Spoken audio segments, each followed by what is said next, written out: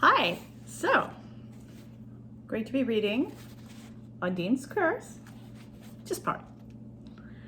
She knew the signs of drowning. She'd seen it many times.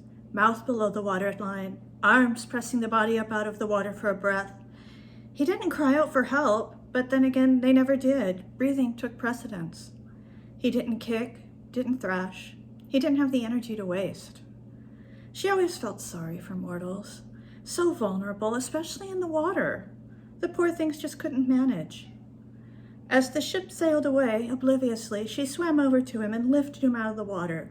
He wrapped his arms around her neck, and she headed easily to the nearest shore, a couple of miles away. She found herself thinking of the mothers she'd spotted on ships, carrying their toddlers who clung for dear life. As she kept swimming, he went limp. It was a small island, and as the water became shallow, she transformed her tail into legs and dragged him up on shore. It was so very difficult. She was always surprised by how heavy things were on land. Out of the water, it was hot and dry. It even smelled dry. Up on the beach, he coughed up water. She held him and patted his back as he spat seawater onto the shore. He barely seemed aware of her, if anything, really. But that was how it was with her previous rescues, too. And then he slept, and she watched over him until the moon was high in the sky.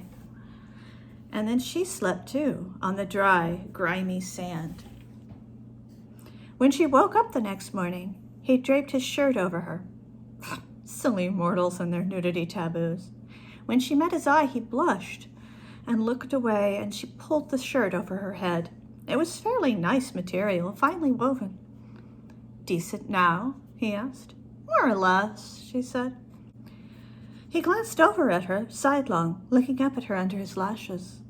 "Did you carry me to shore, or did I dream it?" She just smiled. "Is there anything to eat?" He shrugged and looked around. "I'm more concerned about water." She smirked. "Drinking water?" he said. She cocked her head, then looked around, sniffing. There. She could smell fresh water up the hill. She stood and walked. "Where are you going?" He followed. Water, definitely. Fresh water, flowing. She could sense it. "I think I hear something." She scrambled up a rocky, sandy hill, the ground hard under her bare feet. How did humans get used to it? Behind her, he swore. She glanced back. He was barefoot, too. "Do you have a name?" she asked. "Lawrence," he said. "Lawrence Fisher." He bowed smartly. She eyed him up and down to his obvious discomfort. Black hair, olive skin, dark eyes, British accent. "You don't look British." "My mother was Italian," he said. "But you're not?" "No, milady. I'm as British as brown beer. My father sent me to Eden. I've only recently returned to Napoli to seek my fortune." She resisted the urge to snort. Look how well that had turned out. And headed back up the hill. "What about you, milady? Will you honor me with your name?" She turned and cocked her head at him for a moment. Finally, she said, "Ondine." "Is that your Christian or given name?" He cocked his head back at her and smiled a sly, flirtatious little smile. She felt her smile broaden. "Yes." He laughed. "As you wish, milady Ondine." She continued up the hill. There was a stream, and the types of trees and such that grew in fresh water, stretching out farther past the hill. He rushed toward it, and then stood there, expectant. "Ladies first." "I'm not thirsty," she said. He raised an eyebrow, and she sighed and drank out of her cupped hands. Then he came forward and drank, over and over. She thought he would never be done of drinking. She would have thought he'd have had enough of water bobbing in the ocean, but apparently not. When he'd finally drank his fill, he sat close down next to the stream and looked up at her. "I don't suppose you know where we could find food?" She resisted the urge to laugh. She could catch enough food for them both easily in the ocean. "What? You mean like sandwiches and tea? Little cakes, perhaps?" He smiled. "You're quite odd," he said. She just smiled back at him. "Where do you come from?" he asked. "You don't look British either." "Somewhere far away," she said. "Perhaps you're the Empress of China," he said. And he was teasing, but it was gentle teasing. She laughed, but she didn't say anything. She supposed she could tell him that in ancient times she'd been worshipped as a water nymph, that when people stopped believing, she moved to the ocean and lived in Greek shipwrecks because the amphorae made her feel at home. She could tell him she was more powerful than any empress. She could tell him anything, but she knew what he'd believe was that she was a shipwrecked girl, possibly from the Caribbean or somewhere equally exotic. Well, the ocean would be plenty exotic to someone like him. He shook his head. Quite odd, indeed. I think I spotted crabs on the beach. We could build a fire, perhaps. They made their way back down the hill, and he started walking up and down the beach lifting rocks. While he was gone, she gathered fallen branches and piled them up on the beach, then whispered, "Exure." The wood burst into flame. Lawrence returned bare-chested with an undershirt full of crabs. He was really quite attractive for a mortal. "How did you do that?" "A girl needs to have some secrets," she said. He shrugged and speared a crab on a sharp stick. It kicked and struggled as he thrust it into the fire. If crabs made noise, it would have been screaming. Its little square mouth opened in agony as it tried to writhe off the stick. She felt terribly sorry for it, but not sorry enough to deny Lawrence's dinner. Besides, she was hungry too. So she pulled a crab out of his undershirt and speared it lengthwise in hopes of killing it before cooking it. It didn't struggle, so at the very least she damaged its brain, such as it was. He cocked his head at her but said nothing. They sat in companionable silence, cooking their crabs. The other crabs, trapped in Lawrence's undershirt, tried to escape in vain. Then they cracked the shells between the rocks and ate. It was a messy dinner, but delicious. Lawrence ate 2 crabs. She only ate the 1. After dinner, he lay back and looked up at the sky. "What manner of lady are you, Ondine?" She knew what he wanted to hear. What type of people she came from, whether she was a gentlewoman, whether or not she'd gone to school, how she'd come to end up naked in the ocean. "Mortals. I'm a good swimmer," she said. She lay down and looked at the sky, too. They lay there in silence until Lawrence started to snore. He had to admit, it wasn't every day a man woke up on the beach with a nude woman. But he supposed it wasn't every day that a man woke up alive after being thrown overboard. Estelle had said she was a widow. How was he supposed to know that her husband was not only alive, but on the boat with them? He was lucky to be alive. It was hardly his fault either. He blamed his father. His father had withdrawn all support after he graduated Eton, as if that was enough for a young man to make his way in the world. Well, clearly Estelle had been a bad idea. He should have stuck with Vanessa. Vanessa might be older than Estelle, but she was much more respectable. If he'd stuck with Vanessa, he never would have ended up stranded. As for Ondine, she was lovely, but he couldn't quite place whether she had money or not. In fact, he couldn't place her at all. What her country of origin, whether she was noble or common, what manner of resources she might have off this island. It was a bit disturbing, to tell the truth. A pity, really. He'd much prefer a pretty young fair-haired girl to a lonely widow, but unless she had resources. Ondine's hair lay spread out around her on the beach, and her shapely legs were exposed beneath the shirt. It really wasn't decent. She didn't seem embarrassed either. He wondered briefly if she was a girl who hired out at morally questionable things. She didn't seem lewd, though. It was more like she was too innocent to realize she should cover her legs. Perhaps she had never been exposed to the more unpleasant side of life. She must have realized he was watching her because her eyes met his. He wasn't used to women who made eye contact. Her eyes were deep blue and full of intelligence. What was she?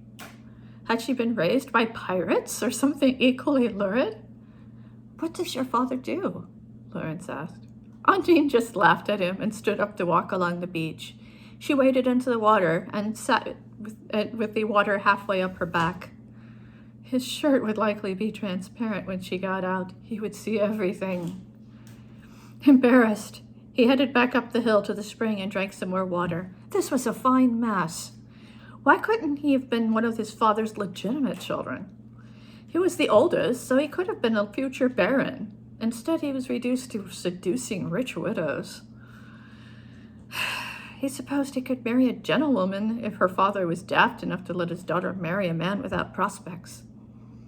No, he needed a lonely widow, someone who could make her own foolish decisions without any parental interference. Ondine was innocent enough that she must have people looking after her. He wondered if they were frantic. He knew no one was frantic over him, except maybe Vanessa. Aside from her, there would be idle curiosity if he never came back at best.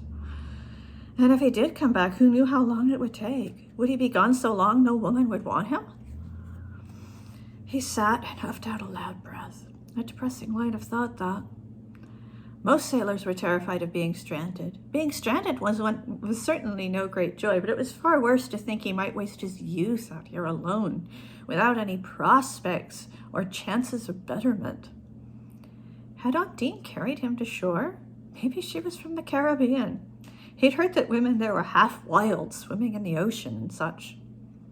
That must be it. Her father was likely the governor of some tiny Caribbean colony, someplace with hardly any Europeans in it, full of Negroes and wild Indians. It certainly wasn't the station in life he'd been aiming for, but it was better than he had now. Steady there. He didn't even know anything. He just had a theory that might fit. He headed back down the hill to the beach. She was sitting there with sand stuck to her legs. She smiled at him. It occurred to him that it didn't matter whether she had money or not. If she had money and he got her with child, she'd have to marry him. And if she didn't have money, well, he could still marry Vanessa. He sat beside her a bit closer than was proper. "Are you from the Caribbean?" She smiled, mysterious, and made no attempt to move away. "I've been there." So her father was a captain of a merchant ship, perhaps? No, he must be a colonist. Who would take a girl to a wild place if they weren't going to stop? A high-ranking military officer, perhaps? He moved closer, a look of concern on his face. "Do you think people are worried about you?" "Of course," she said, but there was an undertone to the remark that he didn't quite follow. "Just as I'm sure there are people worried about you back in England. Your parents, I'm sure." His father's wife considered him an embarrassment, proof of his father's poor moral character and all that. She'd probably be delighted to think he was dead. "I'm sure." He couldn't tell whether he convinced her or not, but he supposed it didn't matter. "How likely do you think it is that we'll be rescued?" "Oh, I don't know," she said, "but I'm not in any hurry. Are you?" He started laughing. "What, are you engaged to a rich old man or something?"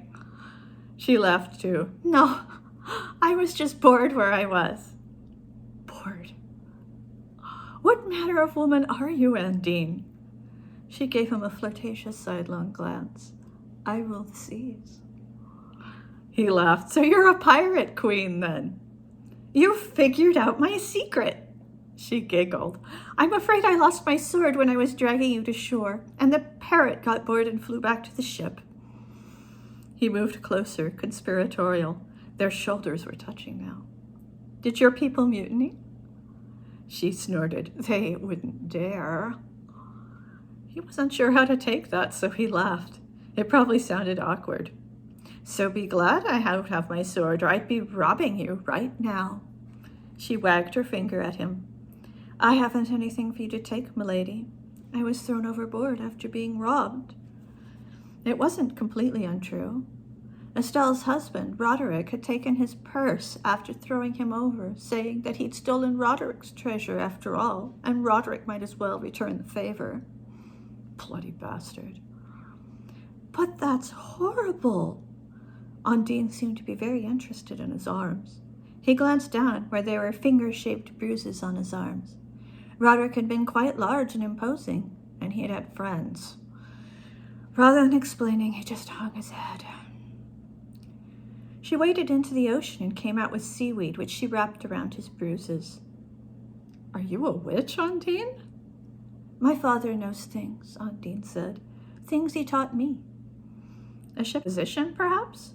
He supposed he could ask, but she probably wouldn't tell him. And then she kissed him on the nose, and he forgot everything. I'm going to stop there. but it's available now. The ebook's on sale right now. Might not be by the time you see it. Anyway, bye.